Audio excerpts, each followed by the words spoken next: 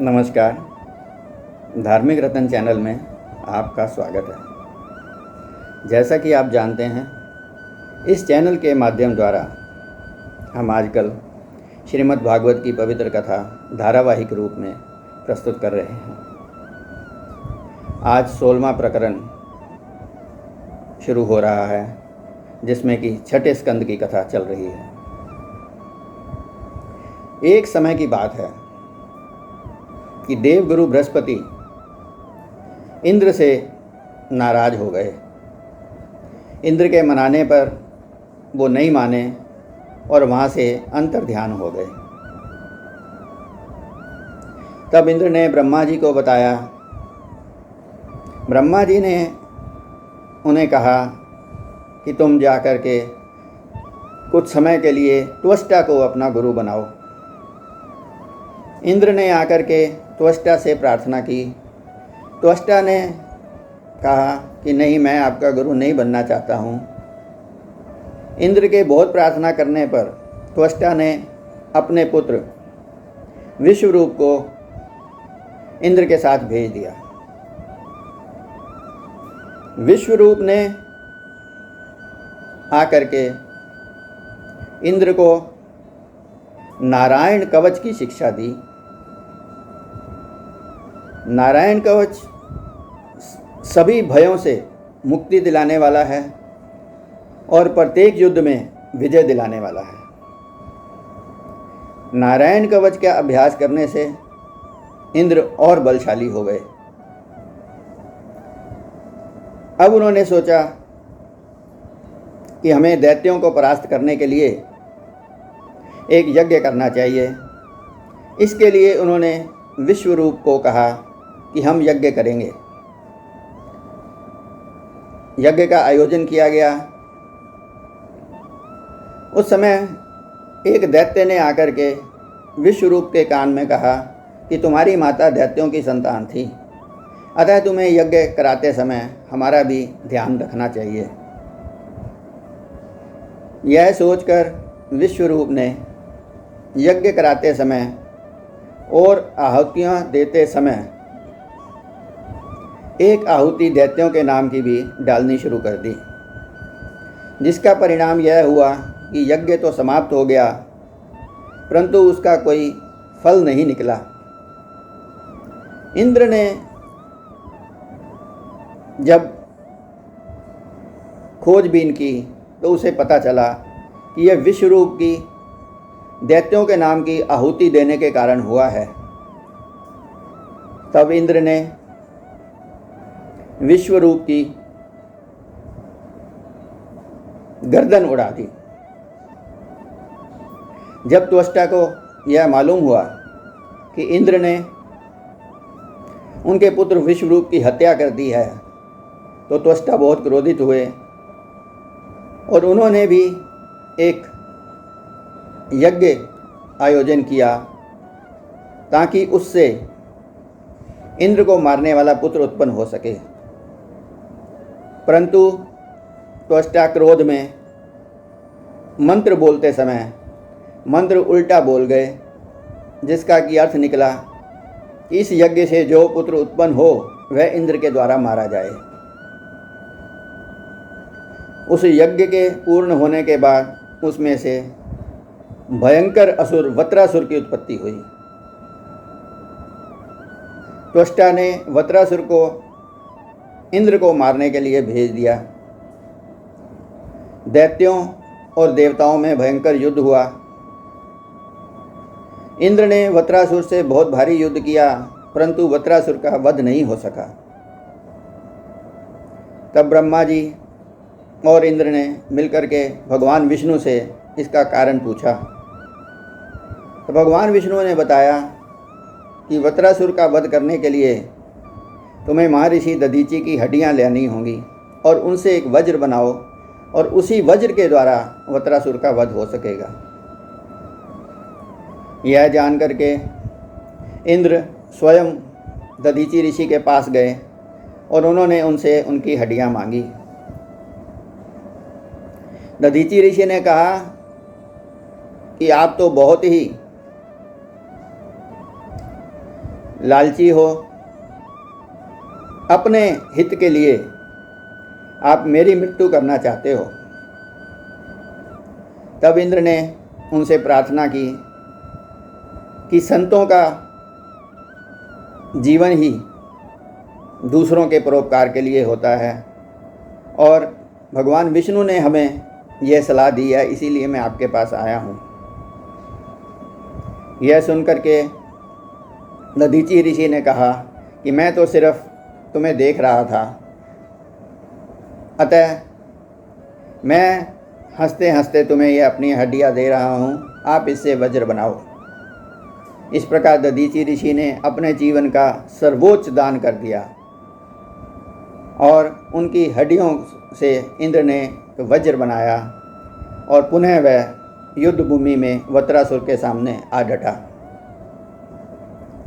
वत्रासुर को अंतिम समय में ज्ञान हो गया कि अब इंद्र के द्वारा मेरी मृत्यु निश्चित है। अतः उन्होंने इंद्र से कहा कि हे इंद्र, युद्ध में दो बातें होती हैं, या जीत होती है या हार होती है, या तुम जीतोगे या मैं जीतूंगा। अगर मैं जीत जाता हूँ तब भी कोई बात नहीं है, और अगर मैं तुम्हारे द्वारा मारा जाता हूँ तब भी मुझे इसका कोई भय नहीं है, क्योंकि ये संसार मृत्यु लोक है और इसमें सबकी मृत्यु एक ना एक दिन आनी ही है। इस प्रकार कह के उन्होंने इंद्र के साथ भारी युद्ध किया और अंत में इंद्र ने वज्र के द्वारा वत्रासुर का वध कर दिया। ये कथा सुनकर के परीक्षित ने शुकदेव जी से पूछा कि महाराज, वत्रासुर को अंत समय में ज्ञान कैसे हो गया था? तब शुकदेव जी ने परीक्षित को बताया कि वत्रासुर असुर पिछले जन्म में चित्रकेतु नाम का राजा था। उसके कोई संतान नहीं थी और वह बड़ा रो रहा था। उस समय देव ऋषि नारद और अंगिरा ऋषि वहाँ पर आए। उसने उनसे संतान देने के लिए प्रार्थना की। उन्होंने कहा कि तुम्हारे भाग्य में संतान नहीं है, परंतु उसने बहुत जिद की तो उन्होंने कहा कि अच्छा, तुम्हारे घर में एक संतान होगी, परंतु वह अधिक वर्षों तक तुम्हारा पुत्र जिएगा नहीं। राजा चित्रकेतु ने कहा कि जो बाद में होगा देखा जाएगा, अभी तो मुझे आप संतान प्रदान करें। देव ऋषि नारद और अंगिरा ऋषि के वरदान से राजा चित्रकेतु के घर में पुत्र उत्पन्न हुआ, परंतु वह जैसे ही सयाना हुआ, एक दिन अचानक उसकी मृत्यु हो गई। यह देख करके राजा चित्रकेतु बहुत ही रोया। उस समय पुनः देव ऋषि नारद और अंगिरा ऋषि वहाँ पर आए और उन्होंने राजा को फिर समझाया। उन्होंने कहा, नहीं, आप एक बार मेरे पुत्र को जीवित कर दें। यह सुनकर के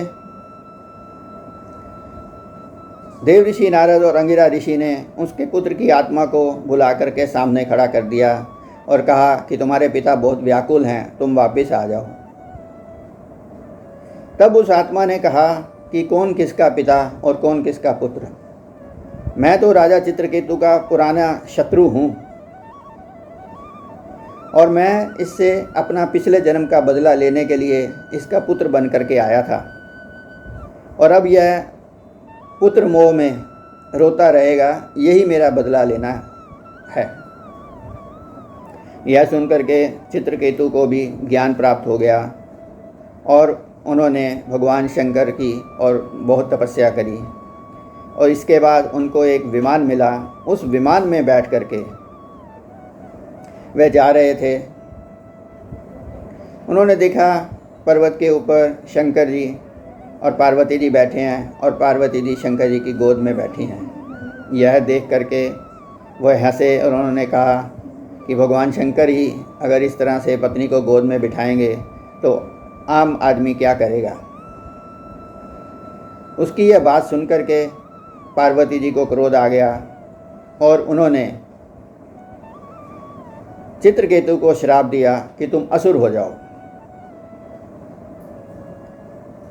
यह सुनकर के चित्रकेतु ने माता पार्वती की स्तुति करी और भगवान शंकर की भी स्तुति करी और उन दोनों से कहा कि मेरा आपका अपमान करने का कोई भी इरादा नहीं था, परंतु आम जनता इसका कुछ गलत अर्थ ना निकाले इसलिए ही मैंने ये शब्द कहे थे। अतः मुझे जो आपने श्राप दिया है उसको मैं सहर्ष स्वीकार करता हूँ और मुझे उससे कोई खेद नहीं है। ऐसा कहकर चित्रकेतु वहाँ से चला गया। तब शंकर जी ने भी पार्वती जी को कहा कि देखा, जो भगवान के भक्त होते हैं उनको श्राप मिलने पर भी कोई क्रोध नहीं आता है और वो हमेशा इसी प्रकार से एक मन रहते हैं। उसी पार्वती जी के श्राप के कारण ही राजा चित्रकेतु वत्रासुर के रूप में पैदा हुआ था और उसे अपना पुराना ज्ञान भी उस समय इसी तरह से याद आ गया था। तो इस प्रकार आपने देखा कि किस तरह से वत्रासुर को अंतिम समय में ज्ञान हुआ था। आइए अब कुछ समय के लिए भगवत सिमरन कर लेते हैं, क्योंकि इसमें नारायण कवच का वर्णन आया है, तो हम भगवान नारायण का ही गुणगान करते हैं।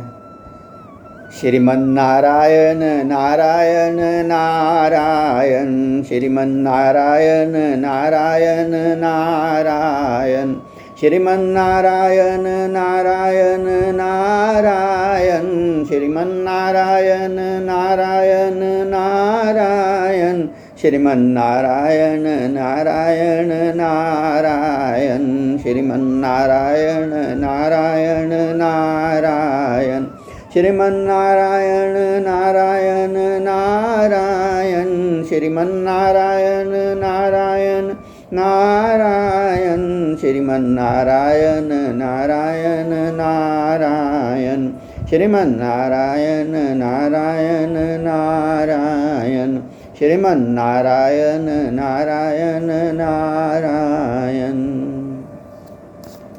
नमस्कार। जय श्री कृष्ण, जय श्री नारायण। बोलो नारायण भगवान की जय। आगे की कथा हम अगले प्रकरण में प्रस्तुत करेंगे। धन्यवाद।